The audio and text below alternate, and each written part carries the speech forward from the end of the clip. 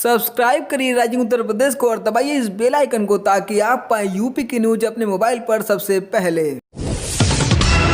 प्रदेश का मौसम एक बार फिर करवट ले रहा है। मौसम विभाग ने 1 से 3 मई के बीच प्रदेश के विभिन्न स्थानों पर आंधी पानी के आसार जताए हैं। कुछ जिलों में यह बदलाव देखा भी गया। वाराणसी में तेज हवाओं ने लोगों को गर्मी से राहत दी। कुछ स्थानों पर आंधी भी आई। मौसम निदेशक जेपी गुप्त के मुताबिक पश्चिमी विक्षोभ और चक्रवाती दबाव के चलते राज्य के मौसम में बदलाव आएगा। इन 3 दिनों में राज्य के अलग अलग अंचलों में 30 से 40 किलोमीटर प्रति घंटे की रफ्तार से आंधी चलेगी और बारिश होगी। पूर्वी यूपी में आंधी पानी का ज्यादा असर रहने की आशंका है। प्रदेश में बीते 24 घंटे में जहां कोरोना के 35,156 नए संक्रमित मिले हैं, तो वहीं 25,613 लोग इसके कहर से उबरे भी हैं। प्रदेश के अपर मुख्य सचिव अमित मोहन प्रसाद ने बताया कि प्रदेश में एक्टिव संक्रमितों की संख्या 3,09,237 है। इस बीच हमने टेस्टिंग के काम की गति को भी बरकरार रखा है। बीते 24 घंटे में 2,25,312 सैंपल की जांच की गई। राजधानी लखनऊ की स्थिति सबसे ज्यादा खराब है। यहां 24 घंटे में 4,126 नए पॉजिटिव केस मिले हैं, जबकि 37 लोगों ने दम तोड़ दिया है। इसी प्रकार कानपुर में 1,896, वाराणसी में 1,598, गौतम बुद्ध नगर में 1,478, बरेली में 1,430 और मुरादाबाद में 1,229 नए पॉजिटिव केस मिले हैं। प्रदेश में बढ़ते कोरोना संक्रमण को लेकर गृह विभाग ने नई गाइडलाइन जारी की है, जिसमें वीकेंड लॉकडाउन को 1 दिन के लिए बढ़ा दिया गया है। अब प्रदेश में शुक्रवार शाम 6 बजे से मंगलवार सुबह 5 बजे तक वीकेंड लॉकडाउन रहेगा, जिसके अंतर्गत सरकार ने नई गाइडलाइन जारी की है। इस लॉकडाउन के दौरान सख्त गाइडलाइंस जारी रहेंगी और जो कोई भी इसका उल्लंघन करेगा उस पर कार्रवाई की जाएगी। लॉकडाउन के दौरान पूर्ण रूप से बंदी रहेगी, लेकिन जरूरी चीजों की दुकानें व जरूरी सेवाएं जारी रहेंगी। योगी सरकार ने गृह मंत्रालय भारत सरकार द्वारा जारी गाइडलाइन का अनुपालन करने का फैसला किया है। इसके तहत अगले 14 दिनों तक सभी कंटेनमेंट जोन में shopping complex, cinema hall, restaurant एवं बार, खेल complex, gym, spa, swimming pool के साथ ही धार्मिक स्थानों को बंद किया जाएगा। 14 दिन बाद स्थिति की समीक्षा के बाद इन्हें खोलने का फैसला किया जाएगा। मुख्य सचिव राजेंद्र कुमार तिवारी ने इस बारे में विस्तृत दिशा निर्देश जारी किए हैं। दिशा निर्देश में दिए गए प्रतिबंधों का अनुपालन कड़ाई से करने के लिए कहा गया है।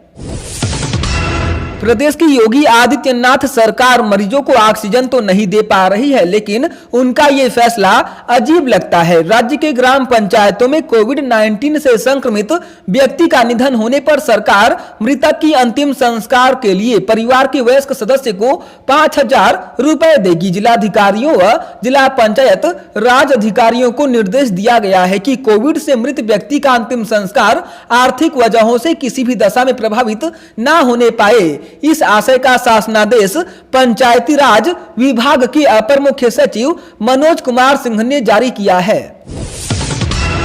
5 राज्यों में विधानसभा चुनाव और वहां भीड़ भरी रैलियों के बाद कोरोना फैलने की रफ्तार में कई गुना तेजी आई है। इन सब के बीच प्रदेश के पंचायत चुनाव की चर्चा कम है। प्रदेश के सभी बड़े शहरों में मचे हाहाकार के बाद कोरोना ने अब गांव में भी तेजी से पांव पसारना शुरू कर दिया है। राज्य में हर दिन करीब 30,000 केस मिल रहे हैं। इनमें दूर दराज के जिलों की हिस्सेदारी काफी ज्यादा है। मुरादाबाद जिले के एक अस्पताल में ऑक्सीजन की सप्लाई रुकने से 17 कोरोना मरीजों की मौत होने का दावा किया जा रहा है। मामला मझुला थाना इलाके के ब्राइट स्टार हॉस्पिटल का है। हालांकि प्रशासनिक अधिकारियों ने सिर्फ 6 मरीजों की मौत की बात कही है, लेकिन एक मरीज के परिजन ने दावा किया है कि मौत का आंकड़ा कहीं ज्यादा है। यह दावा करने वाले रजत शर्मा का कहना है कि अस्पताल में 17 लोगों की मौत हुई है। इसका सबूत यह है कि मारे गए लोगों के परिजन ने अपने नाम नोट करवाए हैं और उस कागज पर साइन भी किए हैं। कांग्रेस प्रदेश अध्यक्ष अजय कुमार लल्लू ने प्रदेश में कोरोना महामारी से बिगड़े हालात पर लखनऊ में प्रेस कॉन्फ्रेंस कर योगी सरकार पर निशाना साधा। कहा कि न अस्पताल, न बेड, न ऑक्सीजन, न दवाई और न ही वेंटिलेटर, लोग सड़कों पर मर रहे हैं। आईएएस अधिकारी की भी मौत इलाज के अभाव में हो गई, इसका जिम्मेदार कौन है? मुख्यमंत्री को मैं खुली चुनौती देता हूं कि वो अपना व्यक्तिगत नंबर जारी करें। स्थिति पूरी तरह स्पष्ट हो जाएगी कि यूपी के हालात कितने भयावह हैं। मुख्यमंत्री जी झूठ बोलना बंद करें, विपक्ष के साथ ही लोगों को धोखा देना बंद करें। कोरोना वायरस संक्रमण के बढ़ते प्रकोप के बीच में भी प्रदेश में गांव की सरकार चुनने वालों के जोश में कमी नहीं है। ग्रामीण मतदाताओं में जबरदस्त उत्साह दिखा। छिटपुट हिंसक वारदातों के बीच 17 जिलों में देर शाम तक 75.38% वोट डाले गए, जो अब तक के सभी चरणों में सर्वाधिक है। कोरोना वायरस ने इंसानी दुनिया में भूचाल ला दिया है। इंसानियत, मानवता, फर्ज, रिश्ते नाते जैसे शब्द किताबी हो चुके हैं। ऐसा ही एक मामला प्रदेश के प्रतापगढ़ जिले में सामने आया है। यहाँ एक हिंदू महिला की नेचुरल डेथ के बाद उसके शव की बेकदरी की गई। कोरोना के खौफ से गांव वालों ने जेसीबी मशीन मंगाकर महिला के शव को गड्ढे में फेंक दिया, इसके बाद उसे दफन कर दिया। यह पूरा मामला कुंडा थाना क्षेत्र के उगापुर गांव का है। कोरोना महामारी के खिलाफ लड़ाई में प्रदेश के मुख्यमंत्री योगी आदित्यनाथ ने आयुष चिकित्सकों से भी सहयोग मांगा है। करीब 5000 डॉक्टरों की प्रतिभागिता वाले वेबिनार में सीएम योगी ने कहा कि हर जिले में आयुष, होम्यो और यूनानी डॉक्टरों की टीम बनाई जाए। यह टीम तीनों चिकित्सा पद्धतियों से अपना योगदान करे। इस संघर्ष में हम सभी के सहयोग और समन्वय से सफल होंगे। पंचायत चुनाव में लगे लगभग 706 शिक्षकों की मौत को लेकर सियासत गर्मा गई है। प्रमुख विपक्षी दल शिक्षकों की लड़ाई में उनके साथ उतर आए हैं। कांग्रेस महासचिव प्रियंका गांधी वाड्रा और सपा मुखिया व पूर्व मुख्यमंत्री अखिलेश यादव ने इनके परिवारजनों को 50-50 लाख रुपए के मुआवजे की मांग की है। प्रदेश में कोरोना संक्रमण की रफ्तार बढ़ने का ठिकरा पंचायत चुनाव पर फोड़ा गया है। प्राथमिक शिक्षक महासंघ का आरोप है कि पंचायत चुनाव के प्रशिक्षण से लेकर मतदान तक में राज्य निर्वाचन आयोग ने कोरोना गाइडलाइन का ठीक से पालन नहीं कराया, जिससे हालात भयावह बने। महासंघ का दावा है कि चुनाव ड्यूटी करने वाले करीब 706 शिक्षक कोविड संक्रमण से जान गंवा चुके हैं। बड़ी संख्या में शिक्षक बीमारी से जूझ रहे हैं, इसलिए 2 मई को होने वाली मतगणना रोकी जाए।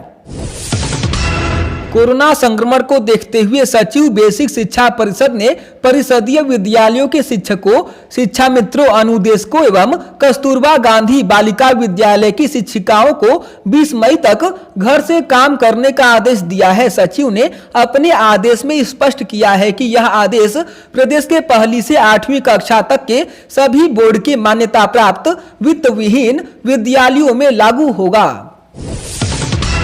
कोरोना संक्रमण की भयावह स्थिति का असर प्रतियोगी परीक्षाओं पर भी पड़ रहा है। मौजूदा विकट स्थिति को देखते हुए उत्तर प्रदेश लोक सेवा आयोग यानी यूपीपीएससी ने 2 भर्ती परीक्षाओं को स्थगित कर दिया है। दोनों परीक्षाएं मई महीने में प्रस्तावित थी।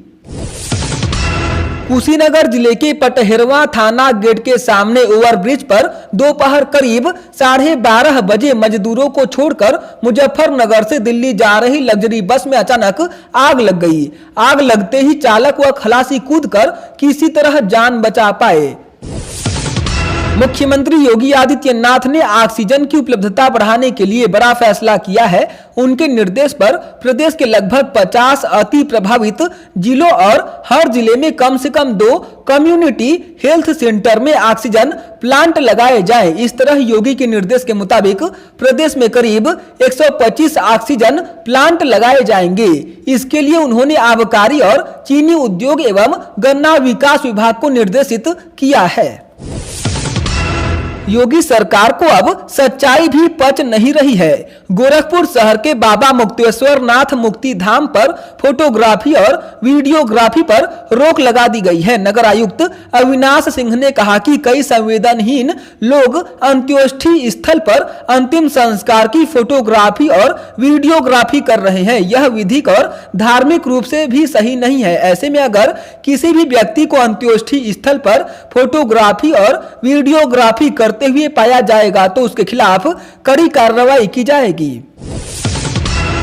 योगी सरकार ने सहारनपुर के शेख उल हिंद मौलाना महमूद हसन मेडिकल कॉलेज के प्रिंसिपल दिनेश कुमार सिंह मटोलिया को लापरवाही बरतने की वजह से निलंबित कर दिया है। उनकी जगह अब मेरठ के नेशनल मेडिकल कॉलेज के डॉक्टर अरविंद त्रिवेदी को लाया गया है।